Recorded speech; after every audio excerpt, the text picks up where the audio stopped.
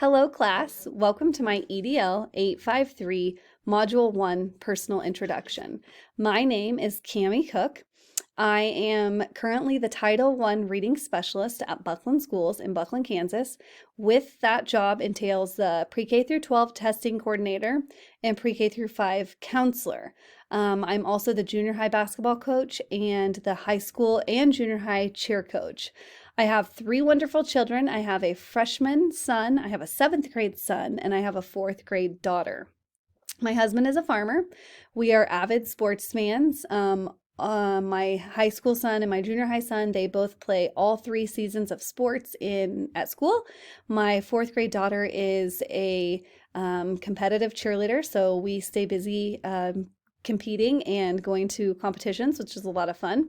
We are a very avid sports family. We love the Kansas City Chiefs. We love the KU Jayhawks.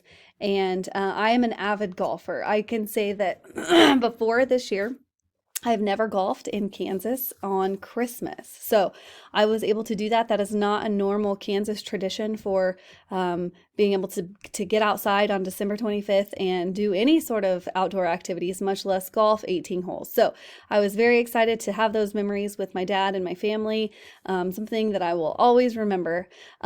Before my current job as a Title I reading specialist, I was a former kindergarten teacher and first grade teacher for 15 years. So when I think about my future in building leadership, I am very interested in the pre-K through 5th grade area, anything elementary. I'm very comfortable with that curriculum, very comfortable with those students and those teachers. The school leader's role in inclusion. The role of the school leader is to create an inclusive environment. They need to make sure to hire staff that reflects diversity to students and also set a tone where all staff members respect all race and ethnic backgrounds. Creating a respectful school community is the foundational factor in a healthy, inclusive learning environment. At my school, I am on the interview committee, which I really appreciate. And so I am able to help make those decisions that reflect diversity to our students and to our staff with the teachers that do apply. What can a school leader do if inclusion does not exist? And here are some ideas that I found throughout the readings that could help create an inclusive culture. Include diverse literature in your library. Use character ed words like respect, honest, and acceptance. Discuss inclusive school culture at faculty meetings and create an advisory council that discusses school culture. At my school, like I said, I am also the pre-K through 5 counselor, so using character ed words when I read that, that was something that really hit home for me. We do have a character word every month, and adding those in there, character ed words that can reflect an inclusive culture is something that can easily be done, not by the school counselor only, but even the school leader and all the teachers. What support can a school leader provide to encourage advocacy? School leaders are in a prime position to become advocates for their students and parents. The Ministry of Education suggests getting to know the learners, seeking to understand their culture, work in partnership with students, and take time to build relationships and find out where students come from.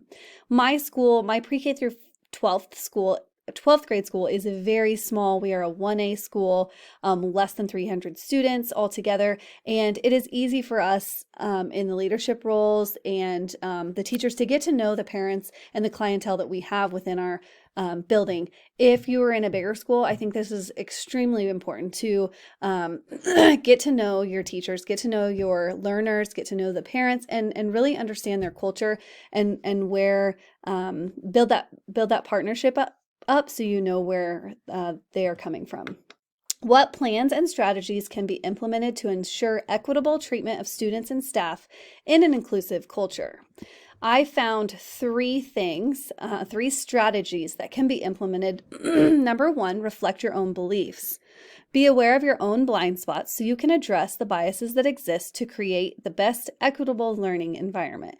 And this is something that could be done within the first couple months, couple weeks of school at a faculty meeting or professional development days, just taking that extra time to just reflect on your own beliefs and make sure that your own blind spots do not affect what's going into your teachers and then the teachers getting poured into their classrooms.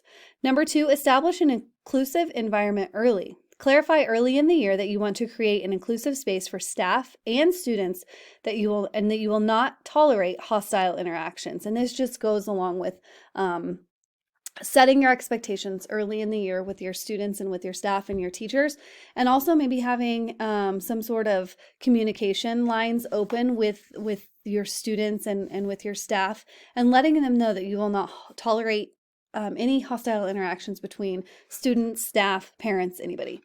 Number 3, reduce race and gender barriers. Diversify your classroom the best you can, avoid assumptions, and hold every race and gender to high standards. And that's something that really hit home when I was doing the reading from this week. Having high expectations for every race, for every gender. And the example in there was holding girls just as high of a standard when it comes to math than we do the boys. It's just kind of a assumption that boys are better at math and girls are better at reading, and just to break everybody down on the same playing field and have those high standards for every race and every student. I also really like to avoid assumptions. That's something that, especially teachers who have been teaching a while, we make assumptions about students, we make assumptions about teachers, and we make assumptions about culture. So diversifying yourself to where you avoid all assumptions and you really build those relationships with your staff and with your teachers and students to where you don't have to make assumptions. You already have that relationship with them and you don't have to make assumptions about them. The resources that I have are the ones listed in our reading for this week. I thank you very much. I am excited to get to know you, and have a wonderful weekend.